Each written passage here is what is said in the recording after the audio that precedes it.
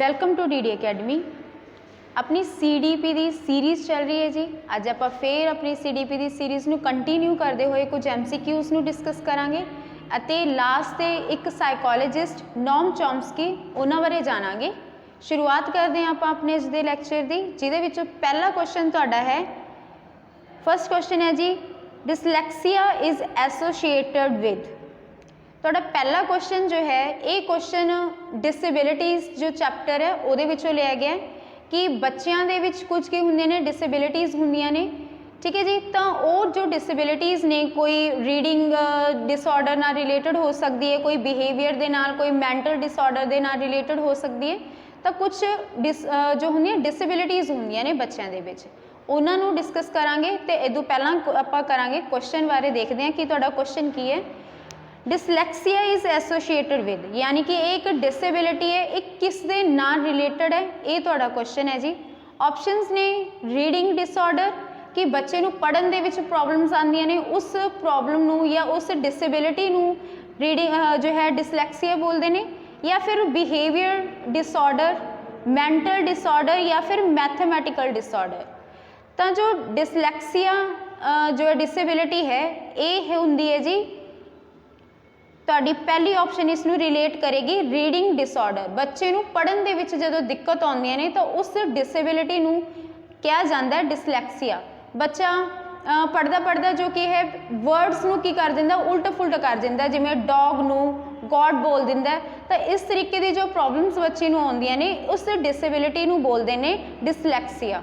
इसके बाद तुहानूं जो बिहेवियर डिसऑर्डर, मैंटल डिसऑर्डर या मैथमेटिकल डिसऑर्डर जो डिसेबिलिटीज़ ने ये इन्हों की कहा जाता है वो बारे भी आप जान लैंदे हां। ये कुछ डिसेबिलिटीज़ ने जी जो तुहाडे सामने ने। सब तो पहला जिस दे बारे अपने पहले ही क्वेश्चन सी डिसलैक्सिया, जिहदे विच बच्चे नूं रीडिंग दे विच प्रॉब्लम्स आंदियां ने, बच्चे नूं पढ़न दे विच दिक्कत आउंदी है। इससे बाद है अपने डिसकैलकुलिया, भाव कि कैलकुलेशन दे विच बच्चे नूं प्रॉब्लम आएगी। तो इहनूं तुसीं रिलेट कर सकते हो, तुहाडी ऑप्शन दे विच पई सी एक मैथमेटिकल डिसऑर्डर। तो वो जो तुहाडी प्रॉब्लम है वो बच्चे दी किहड़ी डिसेबिलिटी है, उस डिसेबिलिटी नूं बोलिया जाएगा डिसकैलकुलिया, ठीक है जी। इसके बाद है अफेसिया। ਇਹਦੇ ਵਿੱਚ ਬੱਚੇ ਨੂੰ ਕੀ ਹੁੰਦਾ ਹੈ, ਬੱਚੇ ਨੂੰ ਲੈਂਗੁਏਜ ਪੜ੍ਹਨ ਦੇ ਵਿੱਚ ਦਿੱਕਤ ਆਉਂਦੀ ਹੈ, ਬੱਚੇ ਨੂੰ ਅੰਡਰਸਟੈਂਡ ਕਰਨ ਦੇ ਵਿੱਚ ਪ੍ਰੋਬਲਮ ਆਉਂਦੀ ਹੈ, ਲੈਂਗੁਏਜ ਕੰਪਰੀਹੈਂਡ ਨੂੰ, ठीक है जी। इससे बाद है तुहाडे डिसग्राफिया। डिसग्राफिया ग्राफिक्स यानी कि बच्चे नूं राइटिंग प्रॉब्लम आएगी, बच्चे दे लिखण दे विच उहनूं दिक्कत आउंदी है। तो उस जो है डिसेबिलिटी है उस दिक्कत नूं कहा जाता है डिसग्राफिया। इससे बाद है डिसप्रैक्सिया। ਇਹਦੇ ਵਿੱਚ ਬੱਚੇ ਦੇ जो मोटर स्किल्स ने ਉਹਦੇ ਵਿੱਚ दिक्कत ਹੁੰਦੀ है, ठीक है जी। तो इसनूं बोलिया जाता है डिसप्रैक्सिया। इससे बाद है attention deficit hyper activity disorder, जिन्हों तुसी ADHD ਇਹਦੀ फुल फॉर्म भी पूछी जा सकती है, ADHD। तो ਇਹਦੀ ਤੁਹਾਡੀ फुल फॉर्म है attention deficit hyper activity disorder. भाव कि एक जो बच्चा है वो ज़्यादा देर तक की अटेंटिव होकर नहीं रह सकता क्लास के विच, उन्होंने तुसी ज़्यादा वो किसी चीज़ को अटेंशन नहीं दे पाएगा, बहुत घट टाइम के लिए हो कि अटेंटिव रहेगा। इससे बाद की है उसका जो ध्यान है भटक जाएगा, ठीक है जी। तो इस तरीके की प्रॉब्लम टैकल करने का सॉल्यूशन की होएगा कि बच्चा अगर ज़्यादा टाइम तक नहीं रह सकता, नहीं वो अटेंशन दे पाता, तो वो जिन्ना टाइम दे पा रहे हैं उन्ना उस अटेंशन गेन करके कि उसको थोड़े जे टाइम की ब्रेक दे दी जाए, ताकि वो दोबारा उसनू तुसी की कर सको, अटेंटिव बना सको, ठीक है जी। तो इसका ये सॉल्यूशन हो सकता है तुहाडा। इससे बाद है एस्टिज्म। ਇਹਦਾ ਇਹ जो तुहाडे है इस दे विच तुहाडी पहली एक ऑप्शन सी बिहेवियर डिसऑर्डर, भाव कि बच्चा ज़्यादा सोशलाइज नहीं कर पाता। वो अगर कोई न्यू इन्वायरमेंट दे विच उन्हें एडजस्ट होना पै जाए तो उत्थे की होगा, उसनूं एडजस्टमेंट करन दे विच दिक्कत आएगी, बच्चे नूं प्रॉब्लम्स आंदियां ने। तो वो जो प्रॉब्लम है बच्चे दी जो कह लो बिहेवियर डिसऑर्डर, जल्दी जल्दी वो किसी इन्वायरमेंट दे विच अपने आप नूं एडजस्ट नहीं कर पाता, तो उसनूं बोलांगे आपां एस्टिज्म, ठीक है जी। ये कुछ डिसेबिलिटीज़ ने। इससे बाद आप नैक्सट क्वेश्चन वाल मूव करते हैं। तो नैक्सट क्वेश्चन है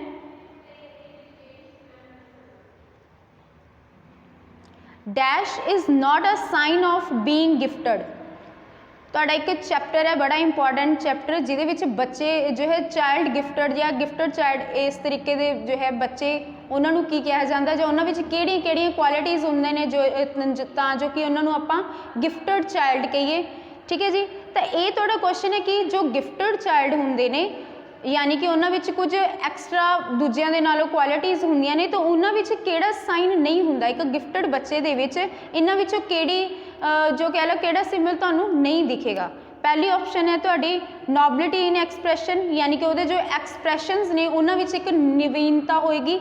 ऑप्शन बी है तुहाडी क्रियोसिटी बच्चे दे विच उत्सुकता होएगी किसी चीज़ नूं जानण दी, या फिर सी क्रिएटिव आइडियाज़ उहदे कोल क्रिएटिव आइडियाज़ होणगे, या फिर डी फाइटिंग विद अदर्स दूसरे दे नाल लड़ेगा।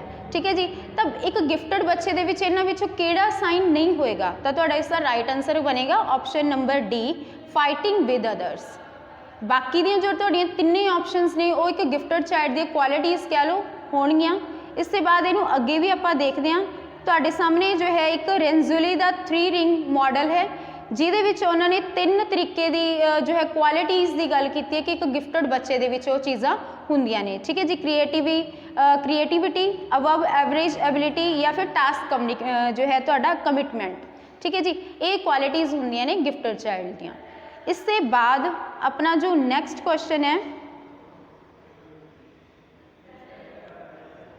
Which of the following statement can not be considered as a feature of the process of learning? कुछ स्टेटमेंट्स तुहाडे सामने जो दित्तियां गईयां ने उन्हां विचों किहड़ी जो लर्निंग प्रोसैस है अपनी सीखण दी प्रक्रिया है उहदे विच उहदा फीचर नहीं है। ठीक है जी, उहदे विच शामिल नहीं होएगा।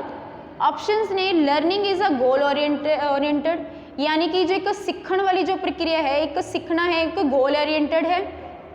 ऑप्शन बी तुहाडी है unlearning is also a learning process कुछ ना सीखना भी एक सीखण की प्रक्रिया दे विच शामिल हुंदा है। या फिर थर्ड जो ऑप्शन है तुहाडी educational institutions are the only place where learning takes place. जो एजुकेशनल इंस्टीट्यूशनस ने स्कूल्स कॉलेजेस यूनिवर्सिटीज़ अकैडमीज़ कि सिर्फ उत्थे ही बच्चे नूं जो कि है सिखलाई मिल सकती है। ऑप्शन डी तुहाडी है learning is a comprehensive process. ठीक है जी, हुण ये तुहाडा क्वेश्चन की है कि इहदे विचों किहड़ा लर्निंग प्रोसैस दे फीचर्स दे विच शामिल नहीं होएगा। ठीक है, लर्निंग जो है अपनी एक गोल ओरिएंटेड टास्क है तुहाडा। ठीक है जी, गोल एक मोटिव नूं लैके चलदे आं आपां एक परपज़ हुंदा सीखण दा। ठीक है जी, उसके बाद अनलर्निंग कुछ ना सीखना भी लर्निंग प्रोसैस दे विच शामिल होएगा। थर्ड तुहाडा है कि एजुकेशनल इंस्टीट्यूट्स दे विच ही तुहानूं सिर्फ की एक एजुकेशन मिलेगी सिखलाई मिलेगी, या फिर डी तुहाडी की है कि लर्निंग की एक कंप्रीहेंसिव प्रोसैस है एक कह लो व्यापक प्रक्रिया है। ठीक है जी, तो इससे तुहाडी राइट आंसर की बनेगा, इसका राइट आंसर बनेगा अपना option number C educational institutions are the only place where learning takes place.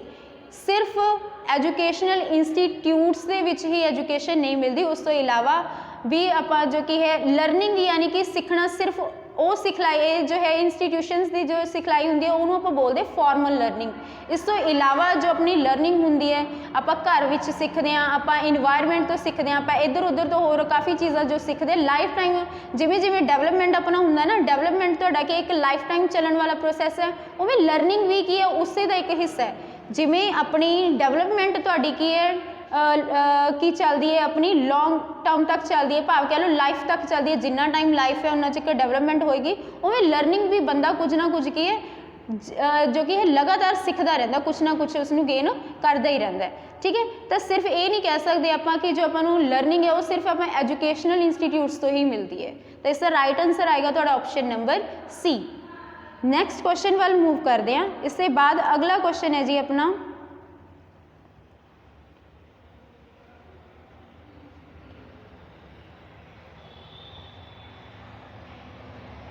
Learning can be enriched if सीखना जो कह लो तुसी समृद्ध हो सकता है जेकर ऑप्शंस ने teachers use different type of lectures and explanation कि जो टीचर्स ने अलग अलग तरीके के लैक्चर्स व्याख्यावान का प्रयोग करन तां तुसी जो कि सिखलाई नूं वधिया बना सकते हो। ऑप्शन बी तुहाडी है due attention is a paid to the periodic test in the class. इससे बाद है थोड़े situations from the real world are about into the class in which student interact with each other and the teacher facilities. D option है तुहाडी more and more teaching aids are used in a class. Question है तुसी सिखलाई नूं किवें समृद्ध बना सकते हो, होर वधिया किवें बना सकते हो। ठीक है जी, कि टीचर्स नूं अलग-अलग तरीके दे लैक्चरस दे के या एक्सप्लेनेशनस वख-वख तरीके दी दे के तुसी उस सिक्ख्या नूं की कर सकते हो, क्वालिटी उहदी इंक्रीज कर सकते हो, या फिर तुसी की बार बार पीरियडिक टेस्ट वगैरह लगा के तुसी की उसनूं सिखलाई नूं बैटर बना सकते हो। या फिर सी तुहाडी ऑप्शन कहती है कि सिचुएशन नूं जो तुसी यानी कि जो तुसी सिखा रहे हो उस चीज़ नूं कि रियल वर्ड दे नाल कनैक्ट करके उसनूं रियल वर्ड दे नाल कनैक्ट करके उस बच्चे जो भी बच्चे नूं रियल वर्ड दे नाल कनैक्ट करके उस चीज़ बारे सिखाना कि ये द्वारा तुसी की लर्निंग नूं वधिया बना सकते हो, या फिर कि ज़्यादा तो ज़्यादा की है टीचिंग एड्स यूज़ करना अपनी क्लास दे विच इस द्वारा। तो इसका थोड़ा राइट आंसर की बनेगा, राइट आंसर बनेगा तो option number C, situations from the real world, यानी कि जो भी तुसी सिखा रहे हो जो भी तुहाडा करिकुलम है उस दे विच बहुत सारी मोस्ट ऑफ जो लर्निंग होंदी है वो इस तरीके की होंदी है जो तुसी जो उस बच्चे नूं सिखाना चाह रहे हो उसनूं तुसी रियल लाइफ दे नाल कनैक्ट कर सकते हो। जेकर बच्चे नूं कोई भी चीज़ तुसी रियल लाइफ दे नाल कनैक्ट यानी कि जो बच्चे ने देखा सुनिया महसूस किया ਉਹਦੇ ਨਾਲ कनैक्ट करके जो तुसी बच्चे नूं सिखाने की कोशिश करते हो तो बच्चा ज़्यादा तो बैटर वे दे नाल उस चीज़ नूं अंडरस्टैंड करता है as compare to the more and more explanation. ठीक है जी, बच्चे नूं तुसी की एक्सप्लेनेशन तो देनी है, उससे इलावा जो तुसी की करते हो उसनूं जो लर्निंग है उसकी तुसी कॉन्सैप्ट जो कि रियल लाइफ के नाल जोड़ के अगर उन्होंने करते हो सिचुएशनस वो सामने रियल लाइफ वालियां रखते हो तो बच्चा की बैटर वे दे नाल सीखता है। तो इसका राइट आंसर बनेगा तुहाडा ऑप्शन नंबर सी, तुसी सिखलाई नूं बैटर बना सकते हो जेकर उसनूं रियल लाइफ के नाल कनैक्ट करके बच्चे ताईं सर्व कर रहे हो। ठीक है जी, नैक्सट तुहाडा जो है क्वेश्चन है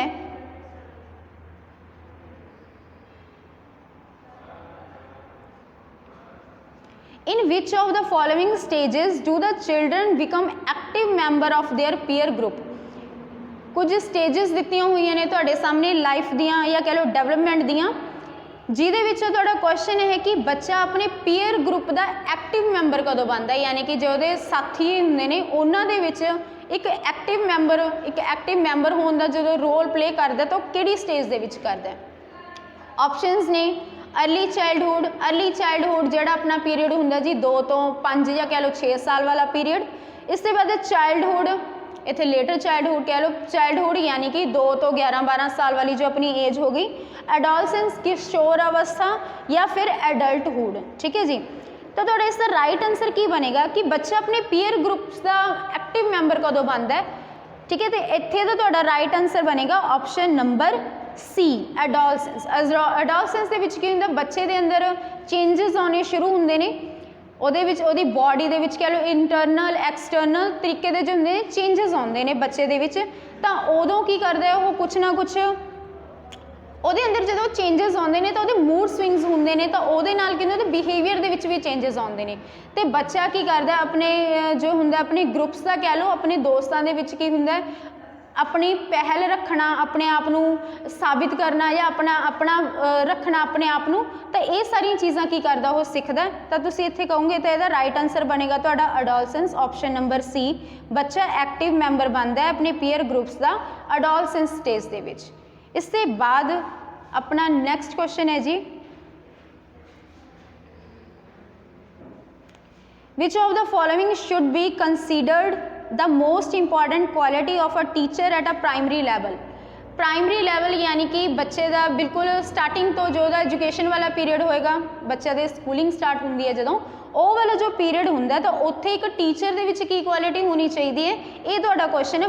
टीचर दे विच किहड़ी क्वालिटी होनी चाहिए है?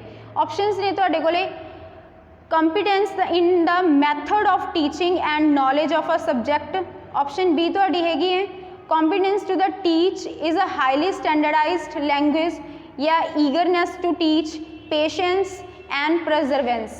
ठीक है जी, ऑप्शंस ने तुहाडे कोले कि एक टीचर दे विच की क्वालिटी होनी चाहिए है, नॉलेज होनी चाहिए अपने सबजैक्ट्स नूं लैके, या फिर कह लो भी जो दी लैंग्वेज है एक स्टैंडर्ड वाली लैंग्वेज यूज़ करनी चाहिए है, या फिर कह लो भी सिखाने के लिए टीच करने के लिए उहदे विच उत्सुकता होनी चाहिए है, या फिर तुहाडी डी ऑप्शन कह रही है कि उन्हां विच ज़्यादा तो ज़्यादा की होने चाहिए ना, सबर होना चाहिए तो एक दृढ़ता होनी चाहिए है। ਇੱਕ ਤੁਹਾਡਾ ਜੋ ਪੀਰੀਅਡ ਹੈ ਪ੍ਰਾਇਮਰੀ ਲੈਵਲ ਦੇ ਵਿੱਚ ਕੀ ਹੁੰਦਾ, ਇੱਕ ਬੱਚਾ ਜਦੋਂ ਹੁੰਦਾ ਡਾਇਰੈਕਟ ਆਪਣੇ परिवार नालों विछड़ के की हुंदा कहले परिवार दे विचों निकल के एक नवे समाज दे विच अपने आप नूं एडजस्ट करना हुंदा उहने स्कूल्स दे विच, ठीक है जी। तो एक तरीके दा उहदे लई बिल्कुल ही न्यू इन्वायरमेंट हुंदा है। जदों बच्चा स्कूल्स दे विच आउंदा है ये उहनूं एक नवा इन्वायरमेंट मिलदा, तो उसनूं नवे इन्वायरमेंट विच एडजस्ट करन दे लई बड़ा टाइम लगदा है। तो उस वक्त की करता बच्चा उहदा जो बिहेवियर हुंदा है तो काफ़ी कह लो रोना, बच्चा काफ़ी रोंदा है या काफ़ी एबनॉर्मल बिहेव करता है, ठीक है। तो उस वक्त एक टीचर दे विच की क्वालिटी होनी चाहिए, बच्चे नूं हैंडल करना सिखाण दे नाल कि तुसीं बच्चे नूं की करना है हैंडल भी करना है, क्योंकि बच्चा बड़ा छोटा है तो अपने परिवार दे विचों आया, बड़ी छोटी एज है बच्चे की। तो उस वक्त टीचर दे विच की क्वालिटीज़ होनी चाहिए ने, टीचर दे विच टीच दे नाल होर की होना चाहिए जी। तो तुहाडा इसका राइट आंसर बनेगा टीचर विच सबर बहुत ज़्यादा होना चाहिए, तो दूसरा की होनी चाहिए दृढ़ता, ठीक है जी। तो इसका तुहाडा राइट आंसर बनेगा ऑप्शन नंबर डी। इसके बाद नेक्स्ट क्वेश्चन है dash is considered as a sign of motivated teaching. इन्हां विचों किहड़ा तुहाडा जो है मोटिवेटेड टीचिंग का एक साइन है।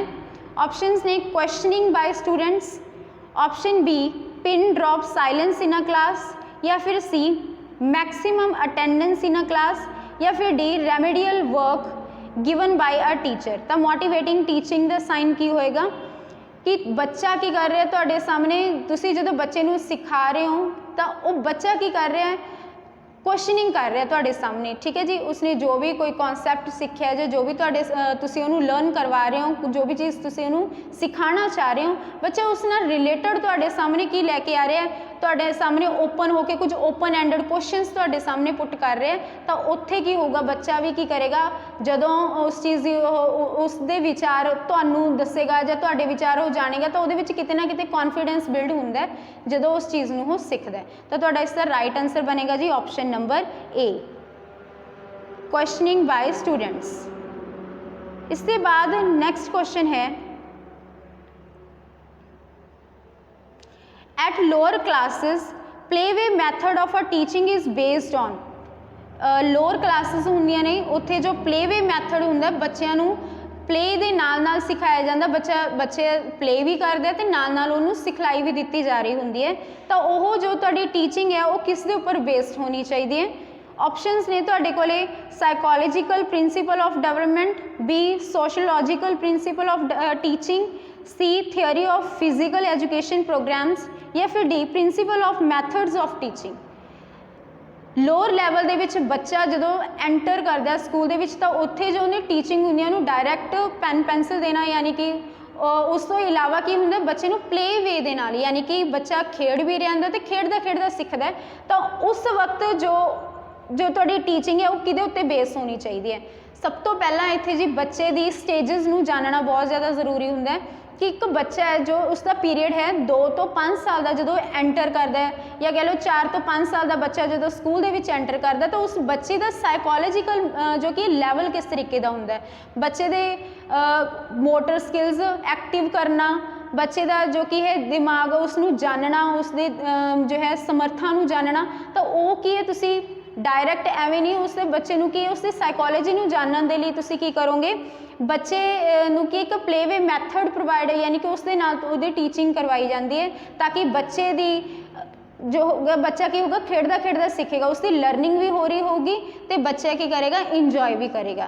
तो यह तुहाडा की है एक किहदे उत्ते बेस होंदी है, तो ये साइकोलॉजिकल प्रिंसीपल ऑफ डेवलपमेंट के उपर बेस्ड होंदी है। तो इसका राइट आंसर बनेगा अपना ऑप्शन नंबर ए। इसके बाद नेक्स्ट क्वेश्चन है जी the term curriculum in the field of education refers to. Curriculum पाठक्रम, ठीक है जी। तो एजुकेशन के फील्ड दे विच इहदा की अर्थ है इवैल्यूएशन प्रोसैस की एक मूल्यांकन प्रक्रिया है ये।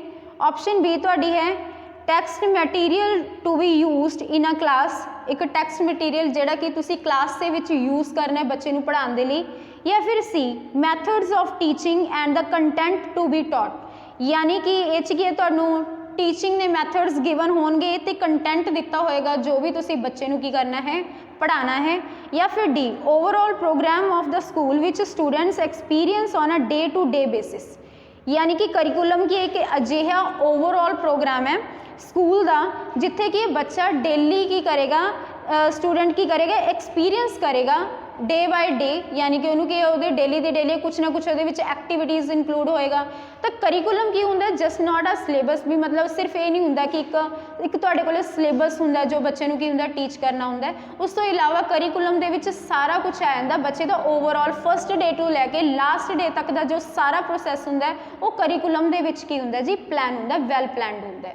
ठीक है, बच्चे की किहड़ी एक्टिविटी होणगियां, बच्चे ने किस तरीके दे नाल तुसीं उहनूं सिखा सकते हो, यानी कि वो सारियां चीज़ां तुहाडियां दे विच आउणगियां। इवन दैन असैंबली वगैरह, बच्चे का ड्रैसिंग सेंस या कह लो तुहाडी हर एक एक्टिविटी जो स्कूल दे विच करवाई जाएगी वो सारा कुछ की हुंदा करिकुलम का एक हिस्सा हुंदा। तो तुहाडा इत्थे आपां राइट आंसर बनेगा option number D overall programme of a school which students experience on a day to day basis. Right answer option number D. ये सी जी अपने अज दे कुछ MCQs। इसके बाद आप जानांगे साइकोलॉजिस्ट नॉम चॉम्स्की बारे।